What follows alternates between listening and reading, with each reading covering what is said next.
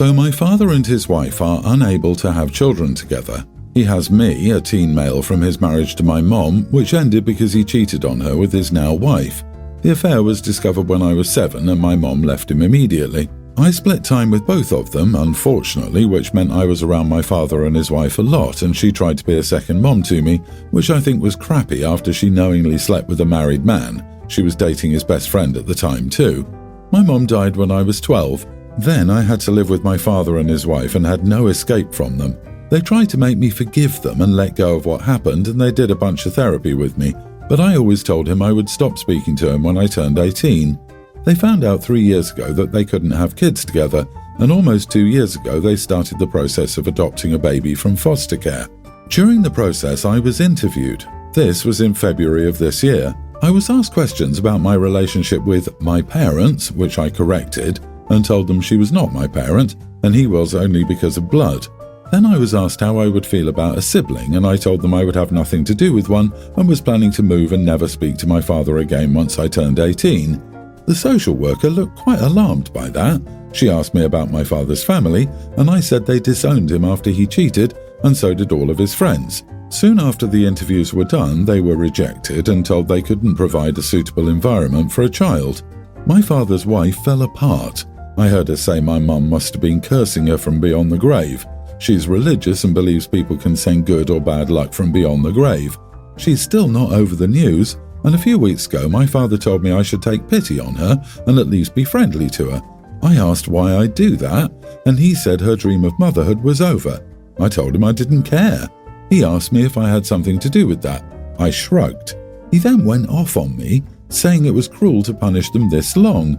He said they could have given a child so much love, and it was wrong to say things that got in the way. She sobbed for a week when he told her. Am I the idiot? Not the idiot. You were asked questions and you answered them honestly. As long as there were no lies, then you did nothing wrong. It amazes me the number of people that break up a home, move in, marry an affair partner, and they are all shocked Pikachu face that their kids aren't happy about it and resent the parent for it. Curious, what religion supports a belief in ghosts and sleeping with married people? I said the same. I was 25 at the time about my parents and they were still able to adopt. The lady told me, we look at the current home environment and as long as you were fed, clothed and had a room with a bed, we'll move forward with adoption, and added, one upset child doesn't change our minds. Most adoptions go through as long as the house is clean, finances stable, and there are no prior convictions for violence or neglect, animal handling, hoarding, etc. There were probably some red flags in other aspects that you were unaware of. Also, sorry about your mother. In all seriousness, I do not believe your interview is why their application was denied, given the high rate of children that need homes. Regarding the cheating, they say you lose them the way you got them. Your biological father's current wife is in for a big surprise when he cheats again. And it has nothing to do with beyond the grave. Your sperm donor and his former idiot effed around and got found out. Not your problem. Did the cheaters really think they would have happily ever after? Everyone's the idiot here. OP, you don't need to stick around to play Big Brother. You could have let them have this baby, especially since you plan to leave in 2 years and have no contact with them. You're holding on to a lot of resentment, and you scuppered your stepmother's chances of being a parent. However, their conduct in the past has been poor, people cheat, it's not abuse or illegal, and not indicative of what can make a good parent. They may have been good parents to this child. Get some therapy, or life will be very difficult. I'm a housewife now. I was a stay-at-home mom when my kids were young, and now that everyone's out of the home, I'm a housewife. The moment I met Beth, 25 female, she had a problem with me. The first time I met her, I told her I was a homemaker and she told me that's not a job and it's lazy of me. I met her 30 minutes before that. It comes up all the damn time. They come over for dinner and I mention I'm tired and she'll tell me I don't work, so how am I tired? I've talked to her and my son before. My husband and I have concluded that she's jealous. It's the only thing that makes sense at this point. I told her if it happened again, I would ask her to leave, and the comments stopped for a bit. They were over for a dinner party, and I was talking about how I made the pie for tonight. Beth commented that, of course, I had enough time since I didn't work. I had enough and told her I had enough. I get that she's jealous of me since she has to work, but she needs to get out and she's not welcome back. My son and she called me a jerk for kicking them out. Am I the idiot for telling my daughter-in-law that she isn't welcome in my home due to her jealousy about me being a housewife? Edit. Not working doesn't equal laziness. I'm not loafing around the house all day. I get up, do all the chores, take care of all the paperwork, go to the gym, take the dogs out, make homemade meals every day, volunteer and so on. Lazy would be chilling in front of the TV all day. I get wanting to have your career and not rely on a partner, but it's really weird for her to keep pushing her opinions on you like this. Not the idiot, obviously, but stories like this fascinate me as I can't fathom having the cheek to keep doing something like this, especially with my mother-in-law. OP, why didn't you put the gobby cow in her place the first time she said it? Gobby cow is the best insult I've heard in a long time. In all seriousness, this is an issue your son needs to address with his wife. It's childish and immature and he should be the one to deal with her attitude. You do not have to put up with being insulted or treated poorly, especially in your own home. Being a stay-at-home mom or dad is a hard job. Housewife, on the other hand? I'm sorry, but no. Just no. It's none of daughter-in-law's business and she should keep her mouth shut. But being a housewife or house husband is so much easier than a career job. It's not even funny. Furlough during the global issue was a dream. Started at 9 a.m. and was done before 11, including most of the prep for dinner. I give my left nut to go back to being a house husband instead of the breadwinner. My husband, 35, and I, 30 female, are married with 2 amazing toddler sons. He's an amazing husband and father, we're equally involved in childcare, and he's more the primary caregiver than I am, until recently at least. 9 months ago, our lives were turned upside down when his ex contacted him and told him he had a tween daughter. He was absolutely devastated to find out that he had a daughter he'd never known about. Like it crushed him. He and his ex had a very toxic relationship and a really rough breakup, and until recently, he told her daughter and her family and friends that my husband had abandoned her upon learning she was pregnant. Being a father is the thing he values most and is something he'd always deeply wanted, and there's no scenario where he would have done that, and he's livid. His daughter is also furious with her mom, and for good reason. Since then, we've gotten very involved in her life. At first, it started with visits after the paternity test, phone calls, then her staying a few weekends until my husband officially asked for custody and his ex gave us 50-50. It was finalised a month ago. I think honestly she'd give us more if she could. I'm pretty sure she reached out to us because her mom passed away and her dad had dementia and she needed someone to raise her daughter since, from the sounds of it, her parents were just doing it. My stepdaughter is an incredibly sweet and lovely girl who is amazing with her little brothers. Still, she's very emotional, needy and struggling at school, which is incredibly understandable. My husband is going above and beyond to try and take care of her in every possible way. They've gotten extremely close extremely fast. I know that both of them are struggling with that lost time and are overcompensating and trying to make up for it, but it's affected his parenting of our sons. He spends far more time on and with her, and I've had to pick up a ton of the slack in childcare, and the boys are starting to notice and ask about it. When it's our weeks, they spend a ton of time with just the 2 of them going out and doing things. Our eldest son cried last time because he felt excluded, and my husband did feel bad and promised we'd do more as a whole family. But even on the weeks when we don't have her, he will drop everything to FaceTime her. I'm trying to be understanding, but it's been a lot. And last night, when he went to FaceTime her and asked me to do bedtime instead, I told him he couldn't just neglect our sons because he has a long-lost daughter. He blew up at me, telling me I wasn't being fair and it's not like it's going to be like this forever, but right now he needs to show he's there for her and I need to just cut him some slack.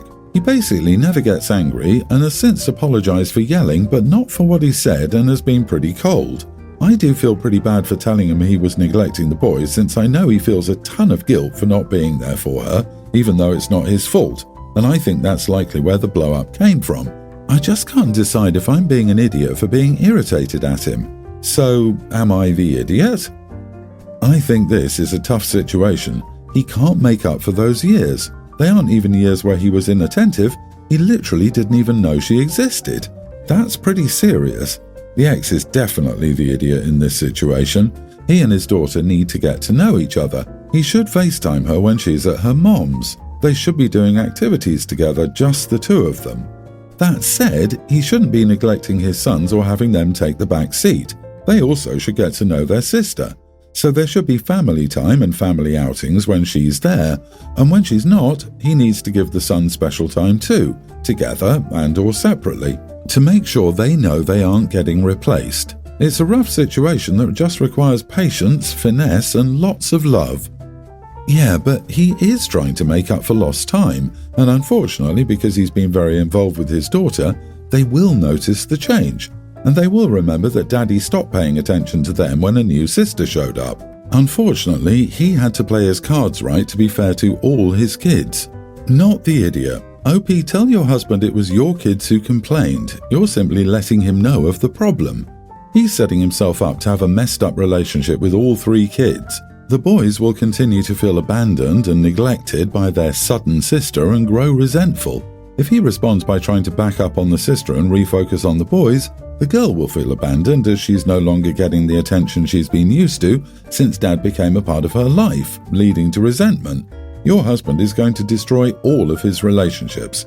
There is so much to navigate here. I, 28 female, am getting married in a few months, and I'm having a fairly formal indoor wedding ceremony and reception. My friend, Lisa, 26 female, has a dog named Max that she adores. Max is a lovable but highly energetic German Shepherd. Recently, Lisa asked me if she could bring Max to my wedding. She argued that he was part of her family and she couldn't imagine leaving him alone all day. She wants him to be a part of our special day. I love Max and understand her attachment, but I was hesitant. I explained that our venue doesn't allow pets and it's a formal event. We have a lot of guests who might not be comfortable around dogs, and I don't want any potential disruptions during the ceremony or reception. Lisa got upset and accused me of being inconsiderate. She said she'd keep Max on a leash and ensure he doesn't bother anyone. I insisted that we follow the venue's rules, but Lisa won't drop it. Now she's threatening not to attend the wedding because Max can't be there.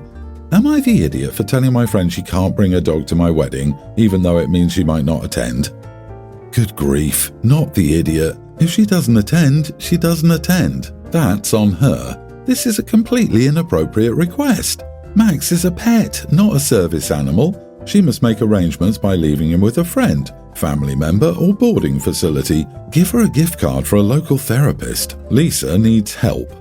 Does Mr. Wiggles get a seat at the table for the reception? Who sits on Mr. Wiggles's other side? I hope they have a good conversation with him. Jumping Jesus on a pogo stick. What the heck has gotten into people? Who the heck brings a dog to a wedding?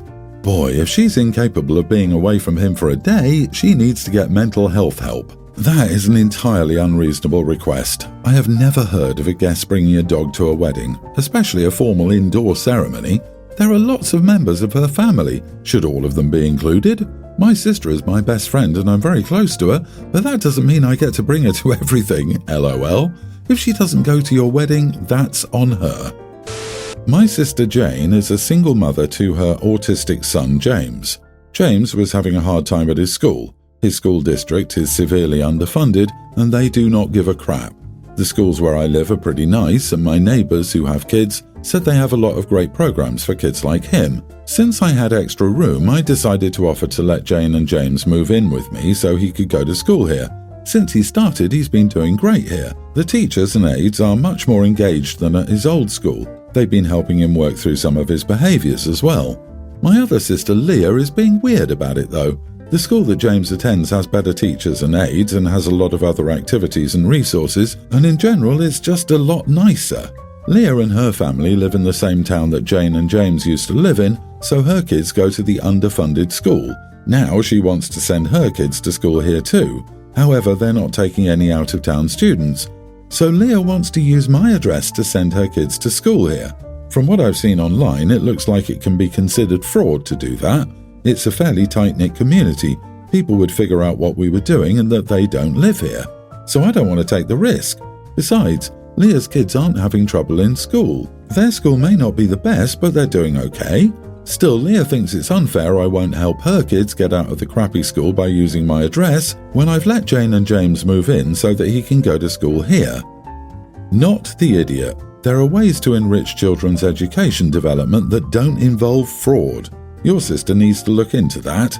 It's great of you to provide your nephew with special needs resources he really needed. You've shown kindness and support within your means, and it's okay to set boundaries to ensure the well-being of all involved. Jane and James moved in with you so he can legitimately attend school in your district. No fraud involved. Is it fair of Leah to pressure you to commit fraud, aka helping out, so you have to lie and cheat to be fair to her kids? This is a false equivalency. Leah can get better school for her kids like Jane did. Move into the district. It's fraud, and the last thing you want is to be held liable for your sister doing something shady.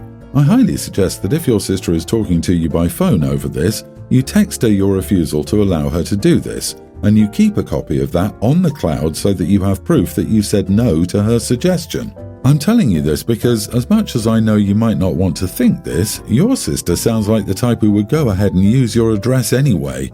She sounds like the type who would falsify a utility bill or whatever to show residency there.